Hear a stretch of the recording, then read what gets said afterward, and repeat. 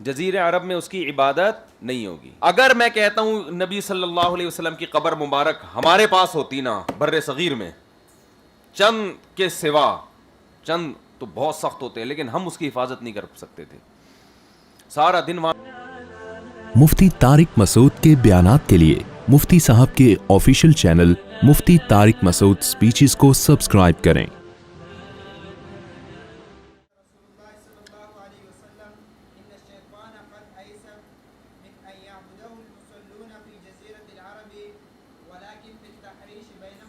حضرت جابر رضی اللہ عنہ سے روایت رسول اللہ صلی اللہ علیہ وسلم فرمائے شیطان مایوس ہو گیا ہے کہ اس کی جزیرہ عرب میں نمازی لوگ عبادت کریں. یہ نمازی کنایا ہے مومنین سے، یعنی مسلمان نمازی ہی ہوتے ہیں نا. جزیرہ عرب میں اس کی عبادت نہیں ہوگی، یعنی بت پرستی اب قیامت تک جزیرہ عرب میں نہیں ہوگی. ولیکن فی التحریش بینہم، لیکن آپس میں لڑوانے میں اس کو امید ہے، لڑواتا رہے گا، لڑتے رہیں گے مسلمان آپس میں. ٹھیک ہے.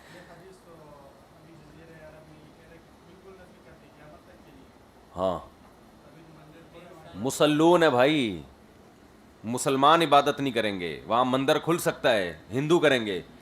مسلمان میں جیسے پچھلی امتوں میں بت پرستی آ گئی نا، حالانکہ وہ توحید پرست تھے. عرب تو توحید پرست تھے، پھر بھی بت پرستی آ گئی کہ نہیں آ گئی ان میں؟ پھر بھی اپنے آپ کو توحید پرست کہتے ہیں، مگر بتوں کی عبادت، ایک اللہ کو بھی مان رہے ہوں، بتوں کی عبادت بھی. تو اب عرب میں واقعی اتنی توحید ہے کہ آپ کو یہاں تو لگتا ہے کہ یہاں جس طرح قبر پرستی چل رہی ہے نا توحید پرستوں میں، یہاں امکان ہے کہ بت پرستی یا قبر پرستی آ سکتی ہے تصوف کے نام پہ. عرب میں چانس نہیں ہے. انہوں نے ایسا پتہ صاف کیا ہے نا کہ کوئی بھی مستنڈا قبر کے قریب بیٹھا ہوا ہو نا، اور استشفاء اور شفاعت اور وہ توسل وغیرہ کے ٹوپی ڈراموں کے نام پہ قبر کے قریب بیٹھ کے کچھ کنیکشن ملا رہا ہو. جیسے میں نے کچھ مستنڈے دیکھے ہمارے دیوبندیوں میں، صوفی موٹی موٹی گردنوں والے قبر پہ بیٹھ کے کنیکشن ملا رہے ہوتے ہیں اور کہتے ہیں ہم یہاں سے وہ کنیکشن کر رہے ہیں، فیض حاصل کر رہے ہیں. اسے بولے جا کے مسجد میں بیٹھ، تمیز سے اللہ سے دعا مانگ، فیض حاصل کر رہا ہے بیٹھ کے، سالا کنیکشن ملا رہا ہے. ممکن ہونا ہو یہ جو شرک کا فیض پھیلے گا یہاں سے،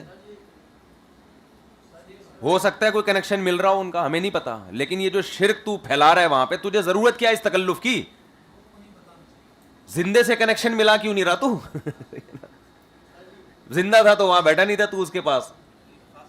تو اللہ سے جا کے دعا مانگو. اللہ کا میرے اوپر ایک بڑا فضل ہے، میں نہیں کہتا میں نیک آدمی ہوں، لیکن میں نے آج تک جب بھی مانگا ہے اللہ سے مانگا ہے. بس کوئی غلطیاں بھی ہوئی ہیں تو اللہ سے کہا اللہ میں نے تیرے ساتھ، تیرے علاوہ کبھی کسی کے سامنے ہاتھ نہیں اٹھایا، کنیکشن نہیں ملایا، تو غلطی بھی تو ہی معاف کر سکتا ہے. یہ ایسا ایک عمل ہے نا جس کا وسیلہ بڑا خاندانی وسیلہ ہے. یہ یا اللہ ہم تو نہ کبھی قبر پہ گئے، نہ ہم نے کوئی درمیان میں کسی کو ڈالا ہے درمیان میں، ہم تو تجھے جانتے ہیں، تو نے ہمیں پیدا کیا.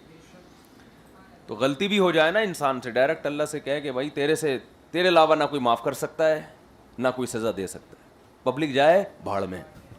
ٹھیک ہے، پبلک جائے بھاڑ میں. ایک آدمی کہتا ہے میں گناہ ہوا مجھ سے، پکڑا گیا میں، بے عزتی بہت زیادہ ہو گئی، کوئی فحاشی والا کام کیا ہوگا، بے عزتی ہو گئی، لوگ اس کو برا بلا، تیری ایسی کہہ رہا میں نے اللہ سے توبہ کی، اللہ میں یہ گناہ چھوڑ رہا ہوں. تو میں نے تو پکی توبہ کر لی، لیکن لوگ تو کہہ رہے میں نے تو دل سے چھوڑ دیا وہ نا، لیکن لوگ میں بدنام ہو گیا. میں نے کہا یار اس کا اللہ سب کو بچائے بدنامی سے، اب یہ نہیں کہ آپ بدنام ہونے کی کوشش شروع کر دو، لیکن میں نے کہا اس کا اپنا مزہ ہے. آپ اللہ سے بولو اللہ پبلک جائے بھاڑ میں، ایسی کی تیسی، تو نے معاف کر دیا بس میں مطمئن ہوں، بھاڑ جائیں ایسی کی تیسی. یہ نہ ان کے باپ کی جنت ہے نہ ان کے باپ کی بولو جہنم ہے. کیا خیال ہے؟ یہ مجھے تانے دیں جو مرے دیں، ان کا بولا تیرے باپ کی جنت ہے کیا؟ میں نے اس بندے سے بولا جب کوئی تجھے تانا دیا کرے نا تو ایسا تھا، تو اسے بولے تیرے باپ کی جنت ہے. جس خدا کی نافرمانی کی ہے اس سے میں سوری کروں نہ کروں یہ میرا مسئلہ ہے، تو کیا ہے؟ تو میں نے کہا اس سے 99% مجھے امید ہے، تجھے تو اللہ انشاءاللہ بخشے گا، اس کو اللہ ڈالے گا جہنم میں.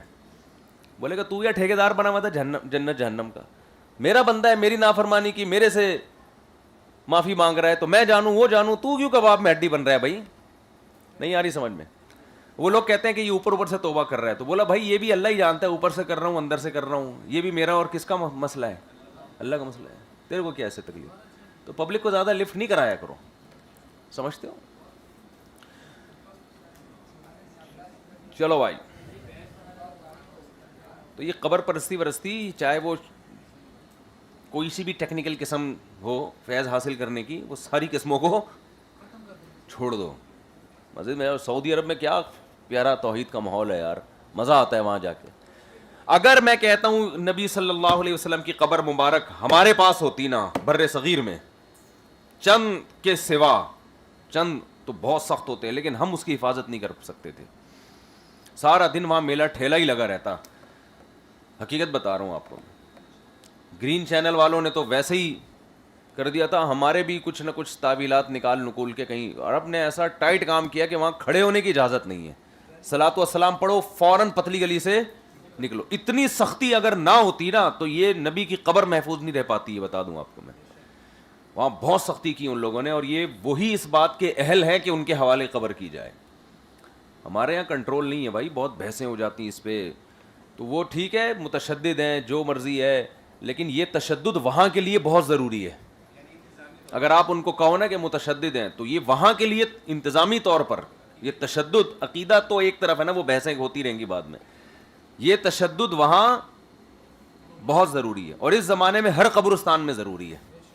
چلو میرے بھائی, یہود و نصارہ میں تانے دیتے ہیں, عیسائی کہتے ہیں ہمارے قبرستان کو دیکھو یار, کیسے کچی قبریں ایک بالش اونچی نہیں ہوتی, اور تم اپنے قبرستان, ہم نے اسکول میں پڑھتے تھے عیسائی بھی تھے, وہ ہمیں تانا دیتے تھے تم لوگ اپنے قبروں کو تو دیکھو جا کے, توحید پرست بنے پھرتے ہو. عیسائیوں میں نہیں ہے یہ چیزیں. جتنے آسمانی مذاہب ہیں ان میں قبروں کو پروٹوکول ہے ہی نہیں, یہ دوسرے مذاہب کا کام ہے. چلو پھر تحریش بینہم کا مطلب شیطان لڑوائے گا آپس میں ان کو, یہ گناہ کروائے گا. تو وہ عرب میں بھی لڑائیاں ہوں گی, کتنے ملک بن گئے عرب میں, لیکن عرب بت پرست نہیں بنیں گے, یہ مطلب ہے. عرب قبر پرست نہیں بنیں گے. یہ جزیرہ عرب, خاص عرب نہیں, جزیرہ عرب. عرب میں تو عرب بہت کم ہے, زیادہ تو باہر کے لوگ آ کے آباد ہوئے ہیں, سمجھتے ہو. بس نبی نے اتنی محنت کی ہے کہ اللہ نے آپ کی محنت کو قبول کیا, اور ایسا کیا کہ اب قیامت تک کے لیے شیطان کا کام وہاں فارغ ہو گیا. شیطان بولا اب نہیں, اب ان کا ایسی تربیت ہو چکی ہے توحید کے معاملے میں کہ اب پتلی گلی سے نکلو یہاں سے, ٹائم ویسٹ نہیں کرو ان پہ. شیطان کے پاس آپ کو پتہ ہے بزی آدمی ہے وہ, تو وہ کہتا ہے یار ادھر نہیں ہو سکتا. شیطان سے ہی سبق لے لو, شیطان سے سبق لے لو کہ بھائی جہاں دال نہ گل رہی ہو تو وہاں کام کرو جہاں کچھ امید ہو. خیر کا کام بھی وہاں کرو جہاں امید ہو. بعض لوگ ایسے ہوتے ہیں تو خیر پھیلنے کا کوئی امید نہیں ہوتی, تو وہاں چھوڑ دو محنت, ان لوگوں پہ کرو جن سے امید ہے. چلو